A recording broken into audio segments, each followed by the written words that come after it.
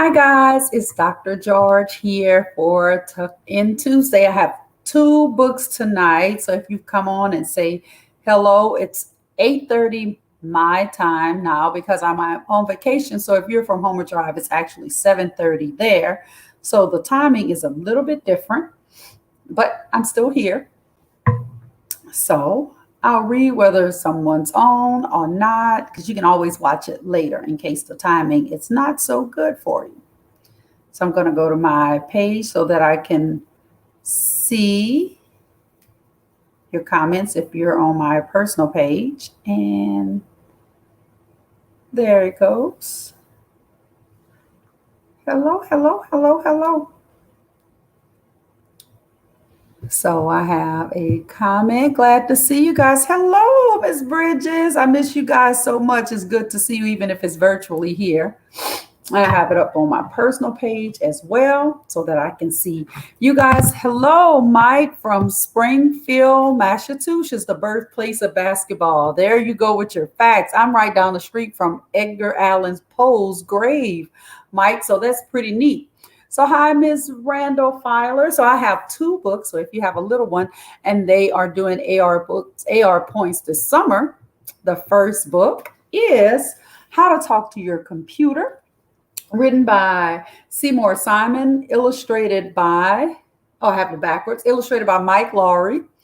And it is an AR book, permission granted by Harper Collins. And the AR book information is, I'll put it right there on the screen.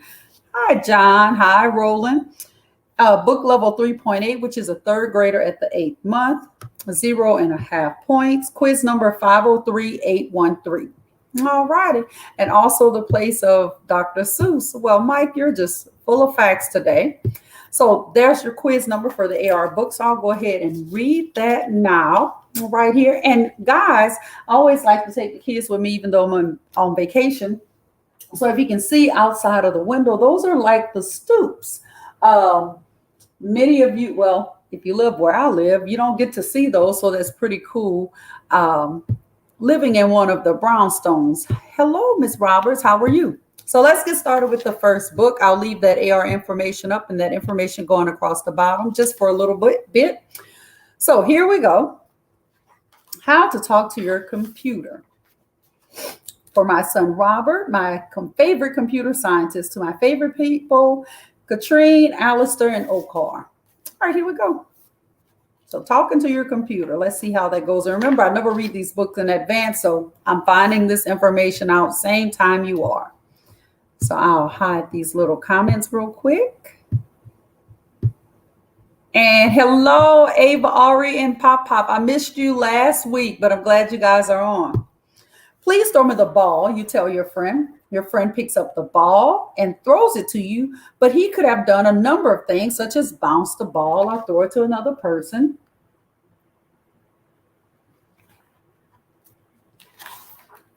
If you tell your computer to throw the ball, the computer will always do the same thing. The computer is totally obedient and does exactly what you want.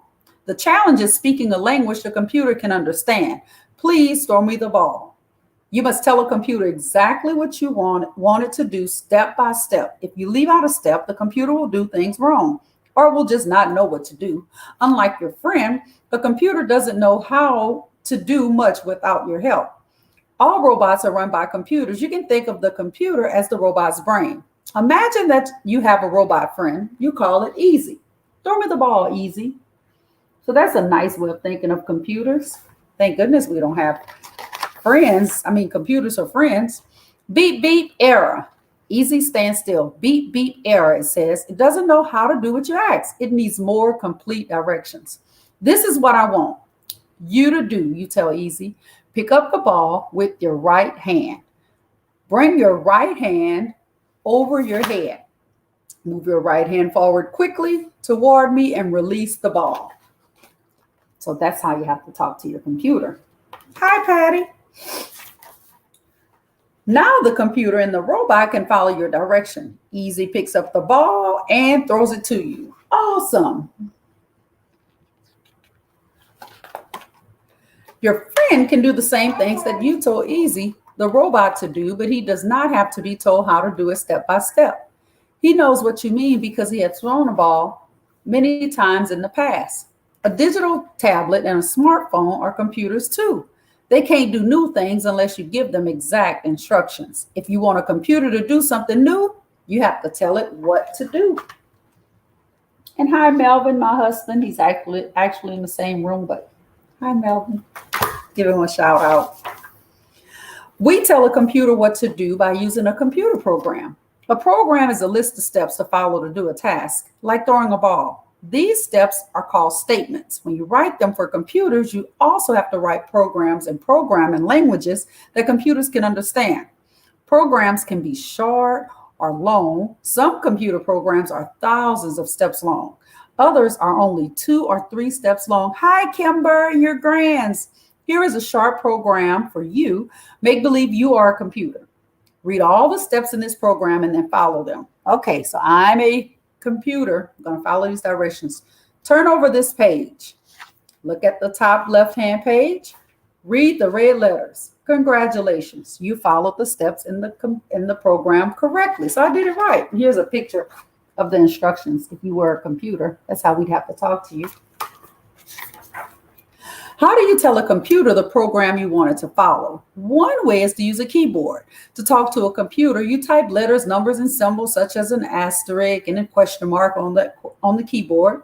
The letters, numbers, and symbols you type on the keyboard tell the computer what to do.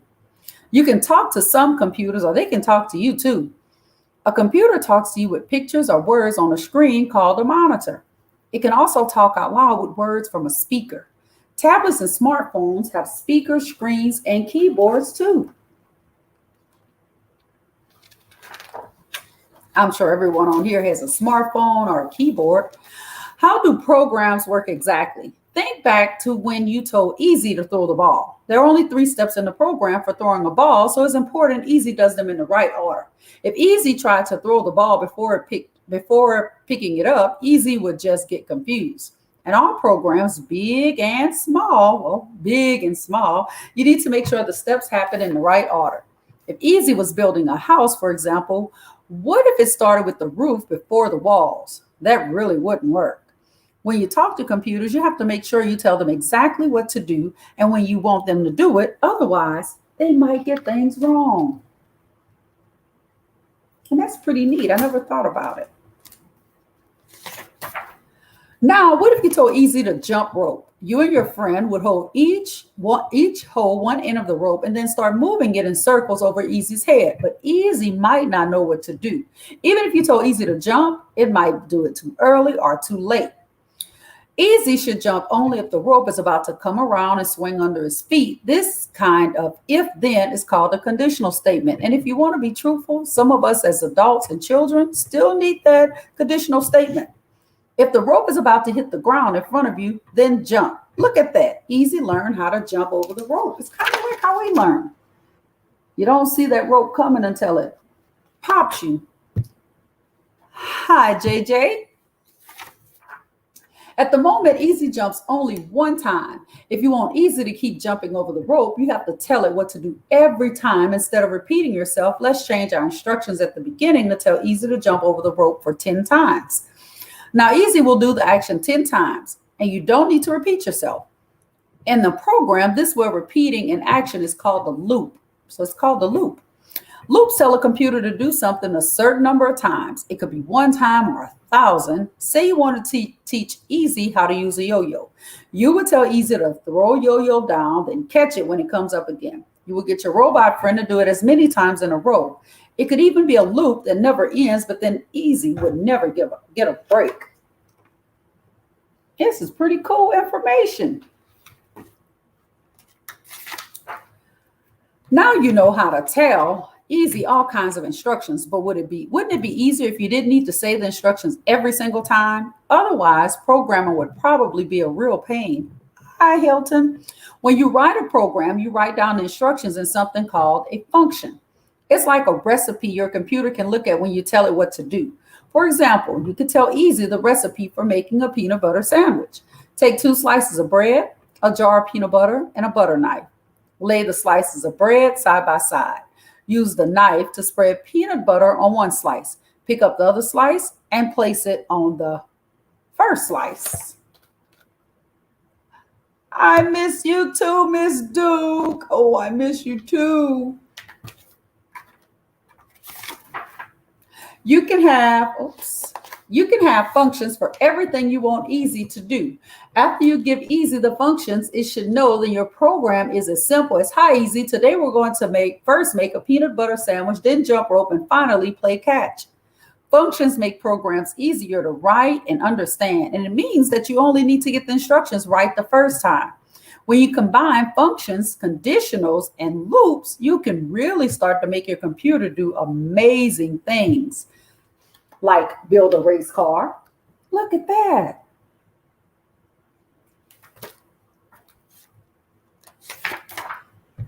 Here's what we've learned. Now you know how to talk to your computer. You can talk to your computer by giving instructions on a keyboard.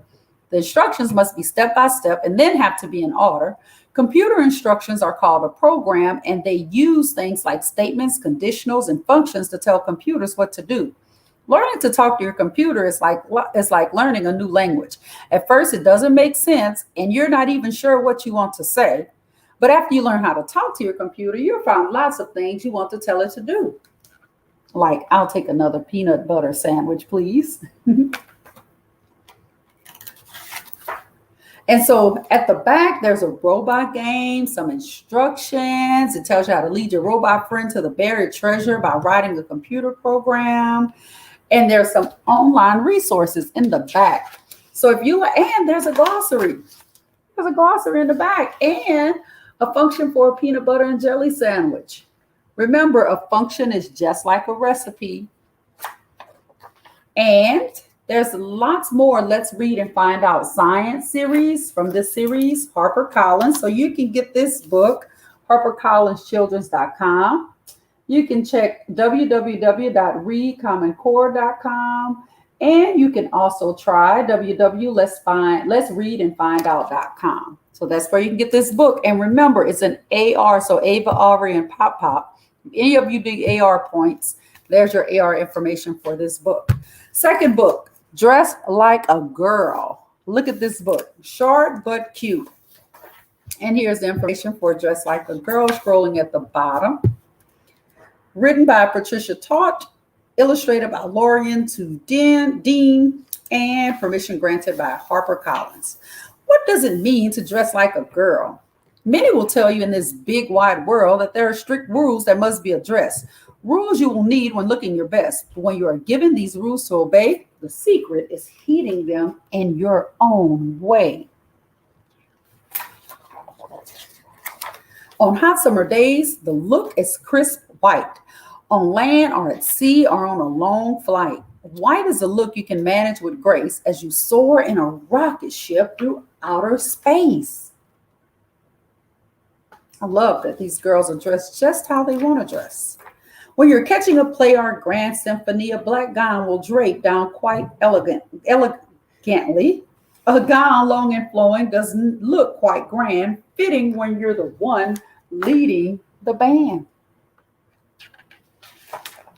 Oh, and Ms. Duke, if you're still here, I can't wait to give you my thoughts about these books. To make a strong statement, choose bright, vivid hues. You can be brave, dressed in red or blues.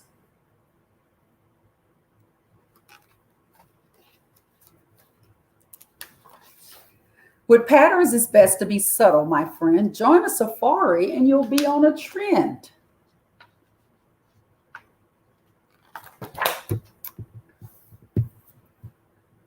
Best friend and Caleb said, hi, Dr. George. Hi, best friend and Caleb. Hello. And Ms. Duke, yes, you know I always have those takeaways. Hi, best friend. I just love my best friend and my new friend, of course. With patterns, it's best to be subtle, my friend. Join a safari and you'll be on a trend. You made me lose my place, best friend. Toting some trinkets, deep pockets hold all. Grab your white lab coat, the doctor's on call. So look at that. Sleek swimwear is best when you visit the shore. Slip on some flippers, explore the sea floor. Right there in our bathtub. Arctic Adventure is 20 below. Remember to always dress warm in the snow. I love her igloo. Look at it, or her iceberg. It's dirty laundry. I love it. All about imagination. It's game day, so sport your team colors with pride. Wear jerseys and helmets. Play hard for your side.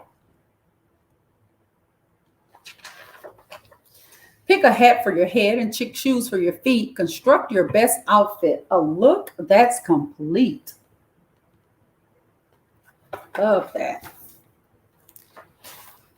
Style calls for craftiness. Fashion's an art. Change up your clothing to always look smart.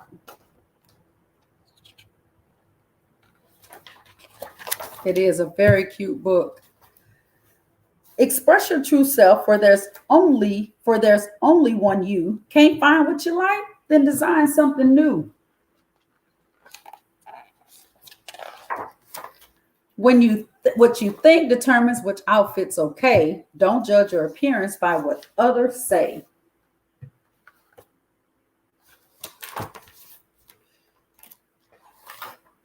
Make your own rules in this big wide world. Set your sights high and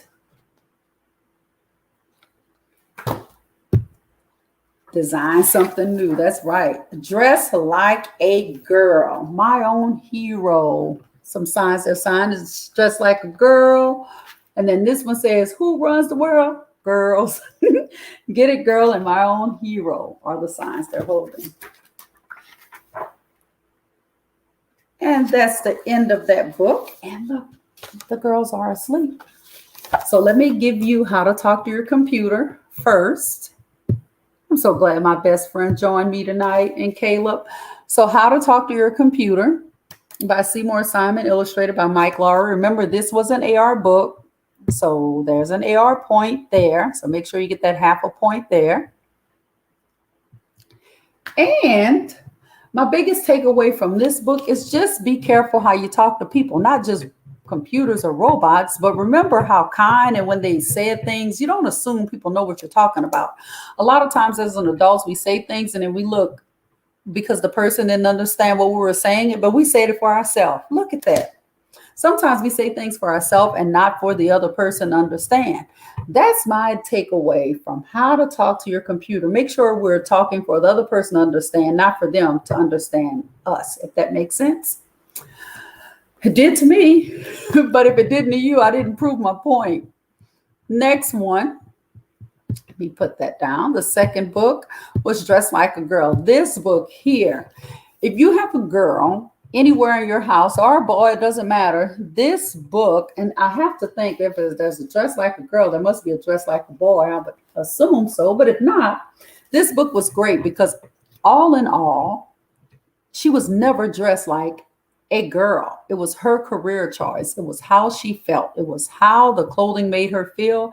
And if there was something that was not yet designed that made her feel better, then they designed it themselves. Dr. George is tall and thin. And when I was really young, I was even thinner, and I seemed much taller. And so I would have to wear bigger clothes for the length. But if I would have known, like this author knew, I would have been making my own clothes and rocking them so well. Well, anyway, guys, I want to thank you for joining our two books here, How to Talk to Your Computer and Dress Like a Girl. I will be back next Tuesday, but I should be back home by that time. So safe travels to everyone that is traveling this summer.